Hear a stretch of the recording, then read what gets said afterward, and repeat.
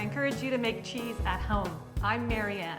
Today I'm really fortunate to have Merryl Winstein with me. She is a cheese making cookbook author, and she also teaches cheese making classes, right? That's right. So you have brought some cheeses with you for us to do a taste test. And you've made all these cheeses yourself? Yes, I made all of those. And so we get to taste them. So right now they're all individually wrapped. We're going to unwrap them and see the cheeses inside. So let's get busy. Okay.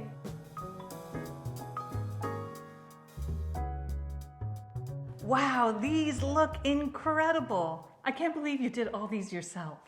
So it looks to me like these have a coating of wax on each individual slice. That's a very good way to preserve cheese that you're going to take somewhere. The cheese is already finished, and for coming up to your house, I sliced off slices and wrapped them and dipped them in wax, or painted them with wax really, and then wrapped them in paper. Then they were well preserved for coming up here. So that prevents extra moisture loss.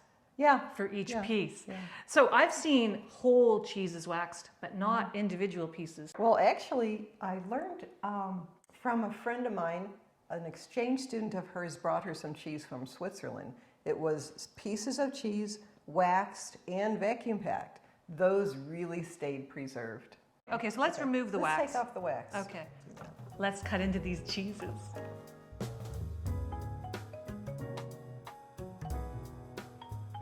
So we've unwrapped and unwaxed each piece of cheese, and it's time to taste the cheeses. So what cheese are we going to taste first? What's the name of this cheese? Well, we've arranged them so we have the mildest cheese at one end going to the stronger and stronger cheeses here. This is called a French tomme. It's made of raw cow's milk. It's ripened with a natural rind. And this cheese is only about 2 months old, so it's not very strong yet.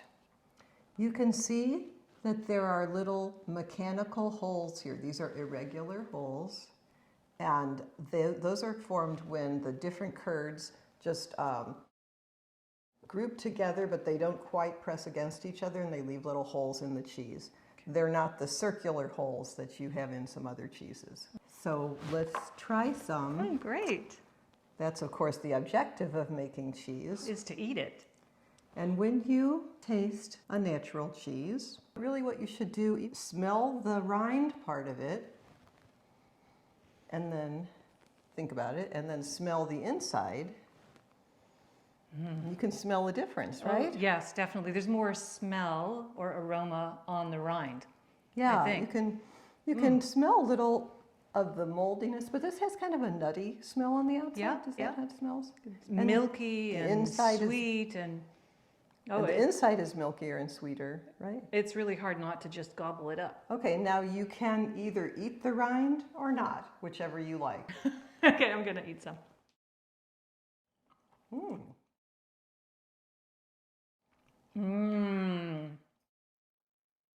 that's a great texture, actually. For you saying it's a mild cheese, it has a lot of flavor. Well, it does have a lot of flavor. I wouldn't say it's a strong, well, I wouldn't say it's a strong cheese, but you might. No, I wouldn't say it's a strong cheese. It's just mild to me often is something that is not full-bodied. And you can see this one is on its way to having many layers of flavor already. So yeah, that's a delicious cheese. So what type of milk was it? Do you remember? This is raw cow's milk. Raw cow's milk. And I think that the raw milk is what gives it that depth of flavor. Because in raw milk, there are many kinds of natural flavor creating bacteria, not just the natural starters in the milk. And so they give it a rich flavor. Also, this is from a farmer near where I live right now in Pennsylvania.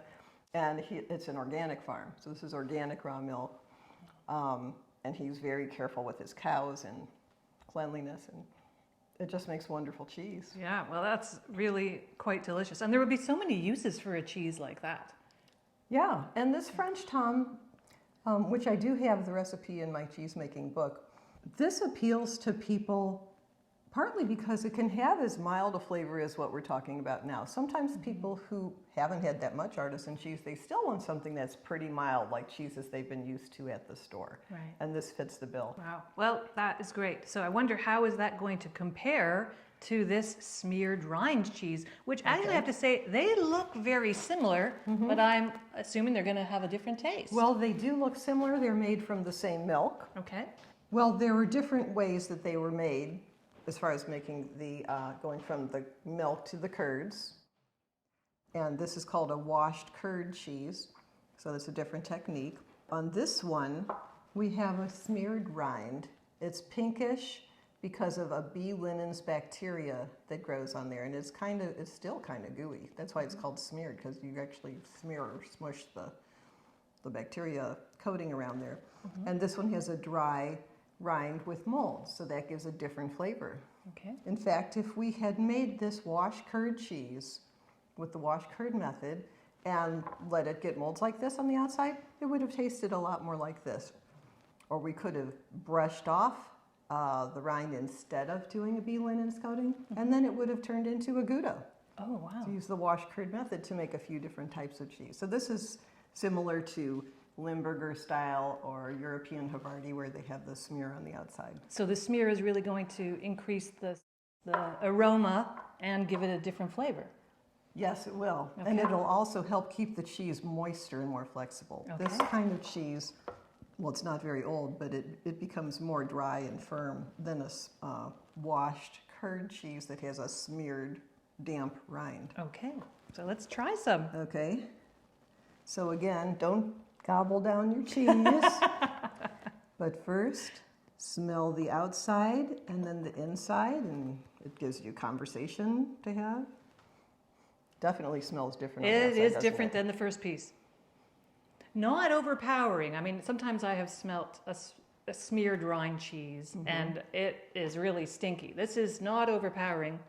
Yeah, it doesn't have to be. No, that's good. The more times you put the smear on, the more smelly it'll be. If you just put on the smear 1 or 2 or 3 times, it won't be as strong. Okay. Or if you wash off the smear, that'll make it less strong. And you too. have not washed off the smear here. No, I actually wanted it to be stronger. Okay. Definitely the rind is stronger smelling than the inside. Yeah. Yeah. And then this bee linens or Brevibacterium linens bacteria, that will make flavor components that kind of seep into the cheese, and that makes it taste different. Okay, well, All right, let's try. I guess I'm going to eat it. First, eat the inside. Oh, that's a different texture. It tastes Wow. good. It's surprising because Very it's different. moister, and yet it tasted a little bit drier in my mouth because it crumbled different than the first Yeah. cheese. Wow. There are just so many kinds of cheeses you can make. And this Right. is with the same exact milk, the same exact place, the same pots and pans, Right. the same cultures, and they taste very different. So these two have been cow's milk, Yes. and now we're going to do our third cheese, which is a goat milk cheese. So Yeah. tell me about this cheese. Okay, well, this is a goat wash curd cheese. So again, it's wash curd. This is made of goat milk. And I use what you call Floridanica starter culture. So that has some bacteria that create acid and some, like diacetylactis, that creates gas that will blow up medium-sized round holes like this. And also leuconostoc mesenteroids, which will make these tiny pinpoints of gas. I don't know if you can see those in there. And so because of everything, let's just see what it tastes like. But you can see they turned out different anyway. This one is a lot more moist. Okay. So let's taste it. Okay. There's only so much describing you can do because One thing about cheese making is you really have to get used to seeing molds and bacteria growing on the surface of your cheeses. well, at the store, you may be buying cheeses that were ripened with molds or bacteria on the outside, but at some locations, they will literally wash off the outside. So you don't see the lumpy or crumbliness of it. Right. Which is a natural You part just- of cheese making. But Yeah. So at least in the US, normally you'll see that there's a coloration left on the outside, but you don't get the impression that there's been molds growing on it. But if you go to, let's say, France and get a tomme, it's got all the molds just sitting there for you to, I don't know, enjoy, I guess. I Okay, enjoy them. okay. I enjoy looking at all them. right, so let's smell this one. Okay. The goat washed Gouda style Whoa, cheese. This smells completely Let different. me see. Oh, smell the mold part first. Holy cow. No, I should say holy goat. Yeah, you should. So partly I smell the goat part of it, but also the mold part smells different. If you want to compare with the tomme one and see what that smells like. Wow. It has molds, but it smells different.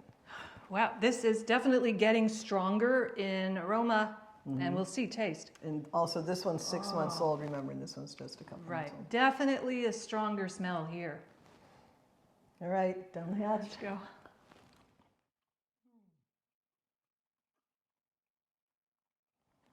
There's a little bit of saltiness there. Oh, that is delicious. It doesn't have a goaty taste. Like I'm used to, goat cheeses where you go, that's a goat's cheese, but it's not overpoweringly goat.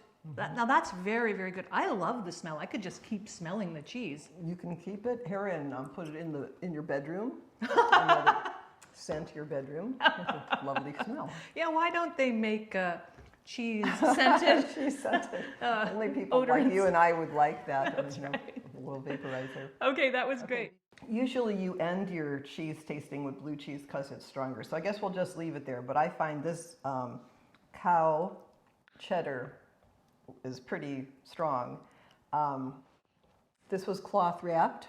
Okay. I took off the cloth. This is older. It's older than any of these cheeses. I think this is almost a year. You can see some blue started growing in between the curds. And the outside got this, I would call discoloration, so that wouldn't taste very good. And when you're making cheddar, you cheddar the curds and they become like little pieces of rubber car tire. When you press the cheese, well, after you press the cheese, you can still see the impressions of those curds. And when you break it, you see how it breaks along the lines of the curds. Where the curds used to be. You can see that. Yeah, you can see that definitely here. Yeah. Now, tell me about the coloring of this cheese. It's obviously yellow. Is that because you added annatto, or is that just because there was a lot of, is it called what's the pigment that's found in cow's milk? This is cow's milk. So when cows eat green plants, then they turn that chlorophyll in the plants into beta carotene, which is a yellowish coloration. Beta carotene. So let's see okay. This one is not as yellow. This was made during, I think, February when there wasn't as much green. So he was probably feeding them hay and maybe grain too. Okay. And this was made during the summer and they were just eating pasture. So those cows had more chlorophyll, so they made more beta carotene, and you can see that the cheese is yellower. Okay. Well, this looks beautiful. So you can see it's definitely got a crumblier texture than the other cheeses, which are a little bit more pliant. Right. Yeah. This one would break, but not along the lines of the curd the way this one is. This is just cracking open. Okay. And this kind, because it's washed curd cheese, is very flexible because it's more moist, partly because it's more moist. And because this one has a higher level of calcium in it, because of the method we use, the washed curd method leaves more calcium in there so that it will be flexible. That's part of the objective. Okay. We're going to cut this one this way because we're not, there's not much cheese on it. I think we shouldn't eat that dark brown part, but you can smell it. It's not a strong smelling cheese. I mean, it smells like cheddar, but compared to these cheeses, this is more mild. I want to try the taste to see. Okay. Okay, we ready? And then, I would say that the outside, this brownish part that's really discolored, to me, that smells bitter, but the inside, the cheese part, smells good. Yeah, after a few seconds, the flavor, I think you have to put the cheese in the back of your mouth. Oh, that's delicious. That is yummy. I'm even going to have a piece that had the blue in it. Yeah. That's very nice. In terms of strength, to me, this one tastes stronger than these. Oh. But is it like that to you? No. Isn't that interesting? Yeah. I thought these two had a stronger flavor than this cheddar, even though this cheddar you said is about a year old. Yeah. Yeah. Oh, still very enjoyable. So that was delicious. Let's try the last cheese you brought, which is a blue cheese. That's right. Okay. This is a blue cheese made with the same raw cow's milk that the tomme and the smeared rind cheese were made of. So it's not very old, it's only about 2 months old. You can see these lines here are where I pierced it, not with this thing, but a pointy, actually a thermometer, you could use a knitting needle. Blue mold needs to have oxygen in order to grow. So the blue mold is growing down into these lines. Sometimes it'll grow between the curds, it depends how you made the curds. So this one didn't really do that. The outside of this cheese isn't much different than the inside. I think that the smell is so blue that I can't identify if it's the rind or the interior. Oh, now that tasted blue. Oh yeah. Oh, it hit me. Many people are used to a Stilton or Roquefort or Gorgonzola. What specific type of recipe for a blue cheese is this? This happens to be the Blue Bayou cheese that's in the New England cheesemaking supply recipes. Jim Wallace made this recipe. It works really well. This is delicious. Well, Merrill, thank you so much for bringing all of these cheeses. They are fantastic. And if you want to learn how to make cheese at home, you certainly can buy Merrill's 2-volume cookbook called Successful Cheesemaking. I will put a link to your website in the video description below so you can go there directly and check it out. So I wanted to say thank you very much, Merrill, for joining me on Cheese Chat. And I hope you come back for another episode sometime. I'd love to. It's more fun together. Absolutely. If you enjoyed watching our taste testing video, please click the like button below and make sure you click subscribe so you can see our videos in the future. For Give Cheese a Chance on Cheese Chat, from Merrill and me, Marianne, thanks so much for joining us. Happy cheese making.